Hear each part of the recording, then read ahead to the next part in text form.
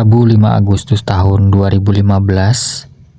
Waktu itu suasananya malam hari di depan sebuah toko kecil di desa Balung Panggang, Kabupaten Gresik, Jawa Timur. Seorang pemuda dikepung petugas kepolisian. Pemuda itu berusaha kabur begitu tahu dirinya menjadi target incaran polisi di malam itu. Pemuda itu terus melawan dan akibatnya petugas melepaskan tembakan ke arah kakinya. Begitu rasa sakit menjalar, pemuda itu berhenti melawan. Dan di titik itu, ia mengakui satu kesalahan fatalnya. Kesalahan yang awalnya tidak ia akui dan berusaha untuk terus membantah. Tentu, polisi tidak sembarangan dalam menangkap orang. Karena dialah orang yang menghabisi nyawa seorang perempuan tak sampai 24 jam sebelumnya. Untuk mengerti bagaimana semua ini bermula, ceritanya harus mundur dulu teman-teman, ke pagi harinya di sebuah jalan setapak di tengah hutan yang cukup sepi. Rabu 5 Agustus tahun 2015 pukul 7 pagi, Suto, petani asal Lamongan, berjalan seperti biasa melewati jalan setapak di kawasan hutan Jati Moro Nyamplung, Kecamatan Kembang Bahu.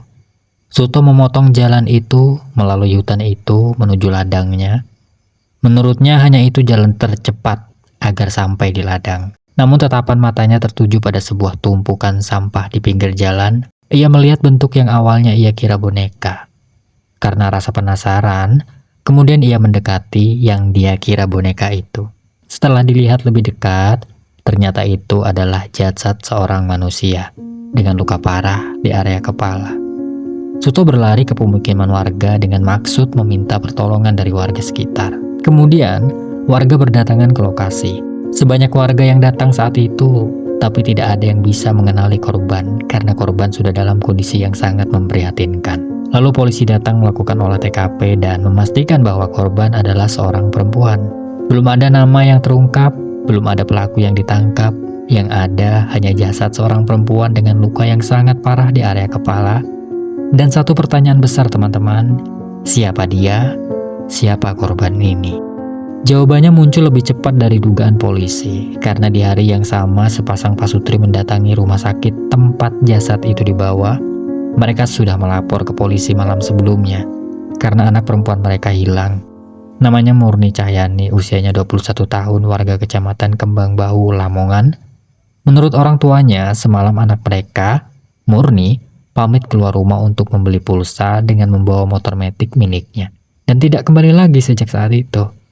Lalu kemana motor metik milik korban, Pak Polisi? Tanya orang tua korban pada polisi. Kemudian polisi menjelaskan bahwa ketika pihak kepolisian mendatangi TKP, motor itu sudah tidak ada di tempat. Bagi polisi, ini bukan cuma kasus pembunuhan. Ada kemungkinan korban juga dirampok karena tidak ada barang-barang yang tersisa di sana. Mendengar itu, orang tua Murni terduduk lemas. Mereka menangis di rumah sakit yang mereka datangi. Dua fakta yang sangat sakit yang harus diterima sebagai orang tua. Pertama, mereka kehilangan nyawa anaknya. Kedua, barang-barang milik anaknya dirampok oleh seseorang yang pada saat itu belum diketahui siapa dan belum tertangkap juga. Polisi langsung bekerja keras. Kesaksian warga sekitar diminta. Beruntungnya saat itu, warga sekitar TKP mulai buka suara. Ada yang menyerahkan rekaman CCTV dari area dekat hutan. Ada juga yang bercerita bahwa semalam sebelum kejadian penemuan di pagi harinya, ada saksi yang sempat melihat seorang perempuan duduk sendirian di depan warung yang sudah tutup. Gelagatnya seperti menunggu seseorang.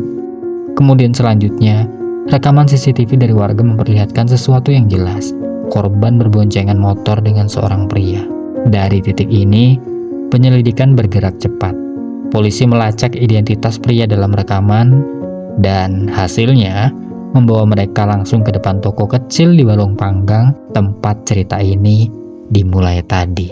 Lalu siapa pelakunya? Pelaku bernama Roberto Tito Setiawan, usianya 19 tahun. Ia berasal dari Dusun Sambiroto, Desa Balung Panggang, Gresik, Jawa Timur. Dan Tito baru saja lulus SMK. Semua ini berawal dari sebuah konser di Surabaya pada Maret tahun 2015. Waktu itu Tito berkenalan dengan Murni. Keduanya bertukaran nomor HP lalu rutin berkirim pesan. Dari situ Murni mulai bercerita soal rumah tangganya yang berantakan. Ia menikah dengan Rahmat Hidayat asal Bojonegoro. Tapi setelah baru menikah selama 1 tahun 5 bulan mereka berpisah ranjang. Murni kembali ke rumah orang tuanya sambil menunggu kejelasan dari Rahmat. Sampai akhirnya ia sendiri yang mengajukan gugatan cerai ke Pengadilan Agama Lamongan dan sidang sudah berjalan 1 kali.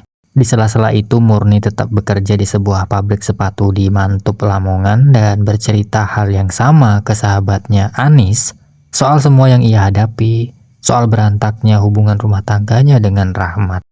Nah, sedangkan hubungan Tito dan Murni berkembang, mereka bertemu secara langsung sebanyak 2 kali setelah konser itu. Di Surabaya 1 kali, di Sendang Mantub, Lamongan 1 kali. Menurut pengakuan Tito, setiap kali pertemuan selalu berujung pada hubungan intim. Tapi jujur, ada yang mengganjal. Menurut pengakuan Tito, Murni beberapa kali meminjam uang ke Tito, 300.000, lalu 100.000, total semuanya 400.000 rupiah yang tak kunjung dikembalikan. Tetapi kalau itu sebenarnya belum seberapa, kata Tito. Karena suatu hari tanpa sengaja, Tito membuka pesan di HP Murni. Isinya percakapan dengan beberapa pria lain yang polanya sama seperti yang ia alami sendiri. Tito marah, Tito cemburu. Tapi ia memilih diam sampai 5 bulan setelah pertemuan pertama mereka. Semua yang ia pendam berubah menjadi rencana. Selasa 4 Agustus tahun 2015 malam hari, dari warung kopi di Sambiroto, Gresik, Tito mengirim pesan ke Murni mengajaknya bertemu di Sendang Mantub, Lamongan. Murni menyanggupi itu. Kemudian Tito meminta temannya bernama Arif alias Korak untuk mengantarkannya. Pukul 8 malam, keduanya berangkat dari Balong Panggang menuju Sendang Mantub. 1 jam perjalanannya. Di lokasi Murni sudah menunggu. Tito turun menyuruh Arif pulang. Arif menurut. Malam itu Tito dan Murni melanjutkan perjalanannya dengan motor Beat milik Murni berwarna hijau menuju hutan jati. Tiba di hutan jati mereka langsung melakukan hubungan. Nah, setelah berhubungan intim, Tito berbalik membelakangi Murni. Murni memeluknya dari belakang. Detik itu Tito mencekik Murni hingga sekarat, menjambak rambutnya dan menghempaskan tubuhnya ke sebuah pohon jati. Kepala Murni membentur pohon lebih dulu. Luka itu fatal. Murni meninggal dunia di tempat. Tito kemudian mengambil barang-barang Murni seperti perhiasan emas, HP, motor Beat, lalu kembali ke Gresik. Rabu pagi 5 Agustus tahun 2015, Tito menitipkan motor Beat itu ke kerabatnya bernama Sugeng. Dengan alasan itu motor teman yang digadaikannya dengan 1 juta rupiah. Sugeng percaya namun kunci tetap dipegang Tito. Tito lalu mendatangi Suyitno, warga Balong Panggang, dan menitipkan sebuah HP dengan pesan singkat. "Simpan saja dulu," katanya begitu.